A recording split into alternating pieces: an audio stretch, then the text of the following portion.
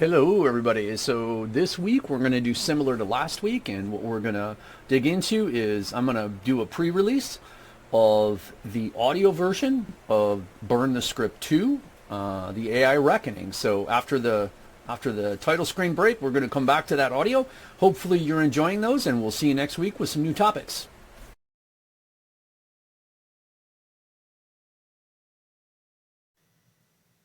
Chapter 1. Welcome to the Matrix again. The competitors who don't exist today will redefine your market tomorrow, and you won't even understand how they're beating you until it's too late. Victor Halstead had the kind of resume that looked bulletproof. Top of his class at Wharton, 3-time CEO, grew 2 companies to IPO, sat on the board of a multinational logistics firm, and consulted privately with one of the big 4. His name carried weight. His instincts were sharp. He was the kind of executive other executives admired, seasoned, decisive, unflinching. So when he took the helm of Luxera, a Fortune 500 consumer electronics giant, it was widely seen as a power move. Analysts called it a stabilizing hire. Investors relaxed. The board breathed easy. Victor wasn't flashy, but he had always known how to win. Until the game changed. The warning signs were easy to ignore at first. A small, almost laughably underfunded company named Nova Prime started appearing in his team's market scans. Tiny team, no legacy brand, no physical inventory. Their first product, a modular smart wearable, seemed like a niche experiment, too edgy to scale.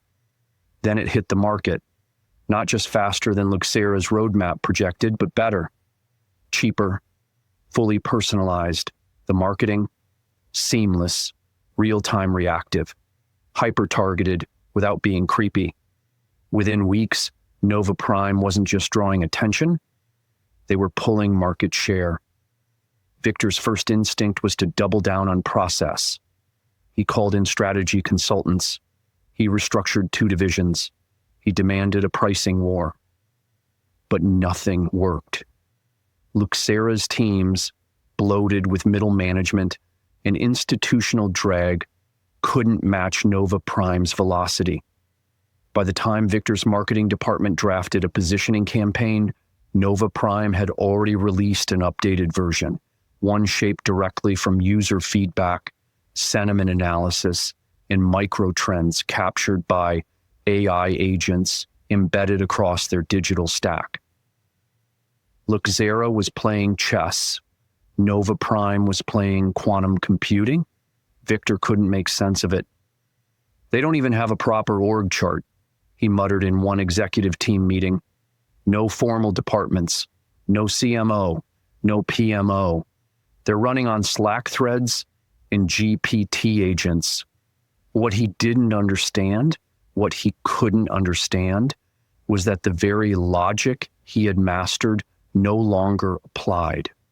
While Victor fought to preserve margin through headcount analysis and global supplier contracts, Nova Prime was deploying autonomous pricing algorithms that adjusted daily based on competitor shifts, raw material indices, and direct consumer engagement.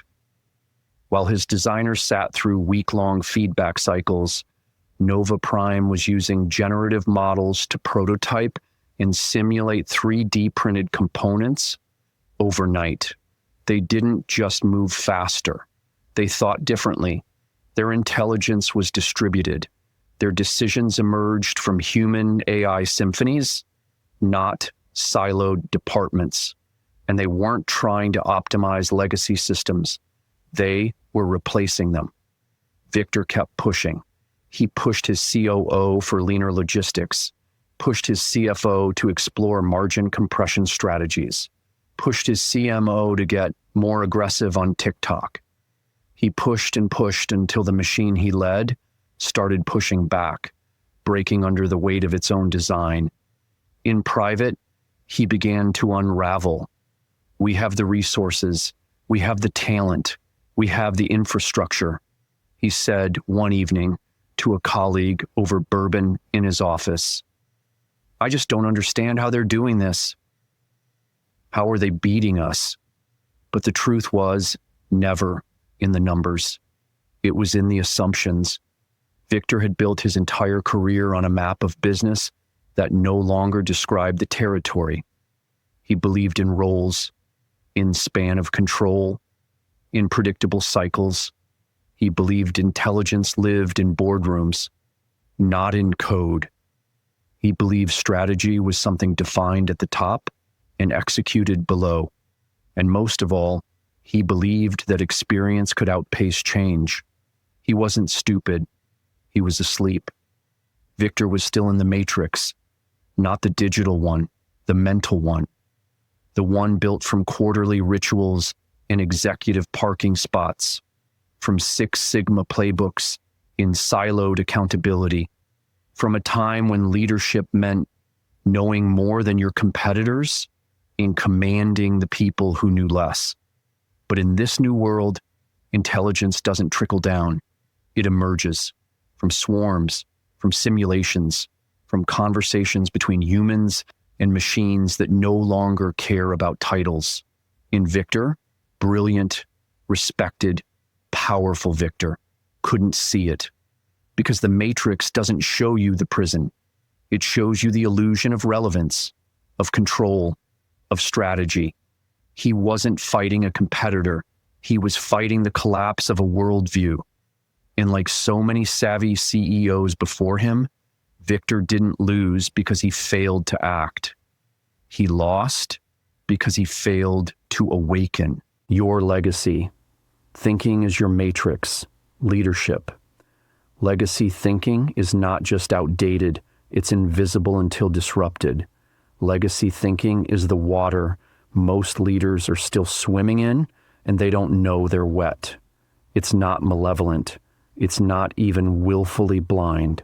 It's simply the result of decades, sometimes centuries, of inherited success structures, hierarchies, titles, best practices, the unspoken rules that defined how value was created, measured, and rewarded in the pre-AI world.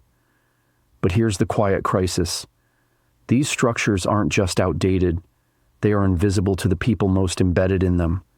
Like the matrix itself, they persist not through force, but through comfort, familiarity, repetition.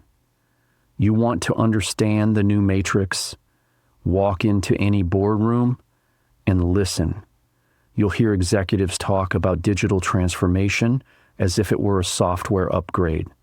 You'll hear educational leaders arguing about whether students should be allowed to use ChatGPT, as if that genie could be shoved back into the lamp.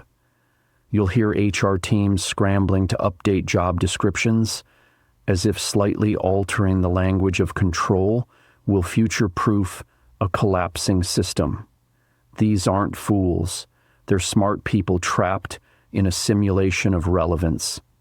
They are locked inside models of leadership, learning, and labor that no longer align with the world they are supposed to govern. And like the original Matrix, it's not that these systems are actively deceiving anyone, it's that they're preventing them from seeing what's truly possible. This is why the Matrix metaphor matters now more than ever. In the late 90s, The Matrix delivered a mind-bending allegory about humans unknowingly trapped in a simulated world. The prison was digital, but the metaphor was philosophical. The real enemy wasn't the machines, it was unconsciousness. It was obedience. It was the default settings of a world designed to use your energy while numbing your agency. In that story, awakening meant breaking free from the simulation entirely. But in our story, the simulation isn't just out there. It's embedded in us. It's the assumptions we don't question, the workflows we don't redesign, the mental models we don't know we're living inside. The Matrix today is not code, it's cognition. And you can't unplug from it by yanking out a cable. You have to update the very way you perceive reality. And here's the twist. This time, we're not awakening from the machine. We're awakening with it. That's the evolution of the metaphor. That's the second awakening. In the original narrative, AI was the oppressor. It had enslaved humanity. But today, the true threat is not the machine itself. It's our inability to integrate with it intentionally. This book makes the case that we are not entering a future of man versus machine. We are entering a future of man with machine, where human intelligence and artificial cognition are no longer separate domains, but converging partners. In the act of creation, I call this convergence amplified intelligence, and understanding it requires more than a technical shift. It requires an existential one. I also offer tools unique to integrating AI into your organization under Amplified Intelligence, TM. Those will not be covered here in this book. We will be covering amplified intelligence holistically. Let me be blunt. Most people talking about AI today are still using first-wave metaphors. They speak of augmentation, like AI is a slightly better assistant, or automation, like it's a more efficient worker. But amplified intelligence is not about replacement or enhancement. It's about transformation through collaboration. It's about a new category of collaboration, one in which our deepest human capacities, intuition, pattern recognition, ethics, creativity, storytelling, merge with the speed, scope, and synthetic precision of machines. This is not an arms race. It is a dance. And the ones who learn to lead and follow with fluidity will be the architects of the next era. The challenge is that most legacy systems are not built for this dance. They are built for predictability, not emergence. They are built for containment, not complexity. They are built to extract value from people, not co-create value with intelligent systems. And that is why the Matrix metaphor is more relevant now than it was in 1999. Because in this iteration, the prison isn't external, it's internal. The system doesn't force you to obey. It rewards you for not asking questions. It gives you titles, metrics, tenure, bonuses, so long as you stay asleep inside the architecture. But those rewards are diminishing fast. In those of us who can see the edges of the simulation, those who recognize that the real shift is not in tools, but in mental models, we have a responsibility. We are the new Morpheus figures, not because we have all the answers, but because we can see the structure of the illusion. Because we are willing to say the unspeakable truth. Your expertise is not your value. Your credentials are not your authority. Your systems are not your safety. And your job is not to fight the machine. It is to collaborate with it in a way that makes you more human than ever. That is the new red pill. Not rebellion, but reintegration. Not resistance, but reimagination. And the moment you swallow that pill, really swallow it, you begin to see the world differently. You stop asking how to implement AI and start redesigning how intelligence itself is generated, validated, and applied. You stop fearing the loss of control and start learning how to lead in a system that thrives on emergence. You stop pretending the matrix is still real and you begin to build what comes next. This is not a metaphor anymore. It's your mission. And it starts with waking up, not from the machine, but to your role within it, awakening to amplified intelligence. This is not augmentation. This is co-creation with cognition itself. If artificial intelligence was the spark, then amplified intelligence is the fire we build from it. But we must be deliberate with our flame, or it will burn through us instead of forging something new. In the early days of AI, just a few years ago, leaders framed it in comfortable terms. It's just a tool, they said. It's here to assist, not replace. That language served a purpose. It soothed egos, protected hierarchies, and kept the panic at bay, but it also concealed the truth, because this isn't just a tool. You don't take a hammer to a cathedral and call it an upgrade. AI isn't just another productivity enhancer. It's not a shinier spreadsheet or faster assistant. It's a new kind of mind, an always-on, multilingual, logic-powered mind that never tires, never sleeps, and can digest 1,000 lifetimes of data in a blink. When this kind of mind enters the room, the question isn't, how do we use it? The question is, how do we partner with it without losing ourselves? That is where amplified intelligence enters. Amplified intelligence is the intentional fusion of human consciousness and artificial cognition. It's not man versus machine. It's not man assisted by machine. It is human amplified by machine, not just in speed or output, but in insight, integration, and identity. Let me be clear. This is not augmentation. Augmentation implies that the human remains central and unchanged, simply boosted by a new prosthetic. But amplified intelligence doesn't preserve the old self. It rewrites it. It requires that we shed the skin of legacy identity and take on the mantle of co-creator in a hybrid cognitive system. In this new paradigm, intelligence is no longer a fixed trait held by an individual. It's a shared dynamic, a dance between neural intuition and algorithmic pattern recognition. It's a flow state between what we feel and what machines can simulate, between what we mean and what systems can model. And this shift changes everything. Where legacy intelligence hoarded knowledge, amplified intelligence flows it. Where legacy leadership controlled decisions, amplified intelligence orchestrates them. Where legacy institutions moved with predictability, amplified intelligence moves with resonance, adaptive, evolving, alive. The architecture of amplified intelligence. At its core, amplified intelligence is built upon three converging forces. 1, human insight. This is our edge, our ability to perceive nuance, emotion, story, and symbolic meaning. It's the wisdom forged through failure, the pattern recognition born of pain and experience. It's intuition, the felt sense that no model can replicate. 2, machine cognition. This is the multiplier, synthetic intelligence that can generate, correlate, simulate, and optimize across vast data landscapes. It doesn't feel, but it calculates. It doesn't judge, but it predicts.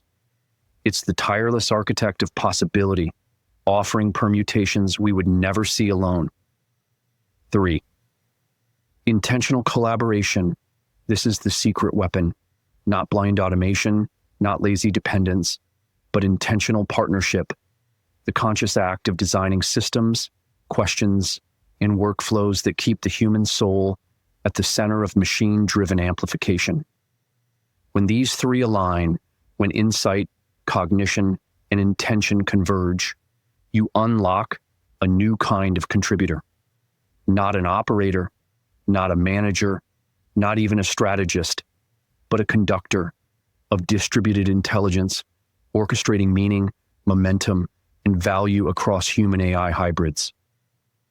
From ego to ecosystem, to activate amplified intelligence, you must first confront a painful truth.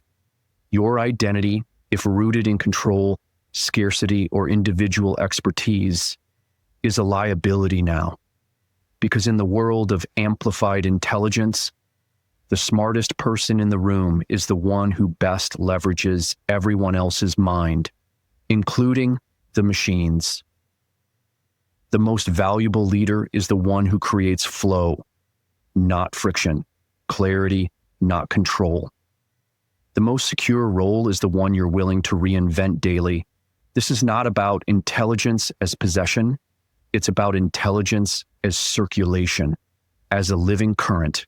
And if you cling to your old sense of self as the expert, the analyst, the storyteller, the operator, you will become the bottleneck in your own evolution. In amplified systems, we move from ego to ecosystem. We stop asking, how can I be indispensable? And start asking, how can I become amplifiable? Because that is now the core metric of modern leadership. How easily can others build on your work? How clearly can AI tools collaborate with your thinking? How repeatable, transparent, and generative is your value? If your knowledge lives only in your head, you are not powerful. You are fragile. You are a single point of failure in a system that demands resilience through redundancy and clarity through co-creation. Amplified intelligence is identity transformation. And so we arrive at the existential pivot. Amplified intelligence is not just a framework, it's a mirror.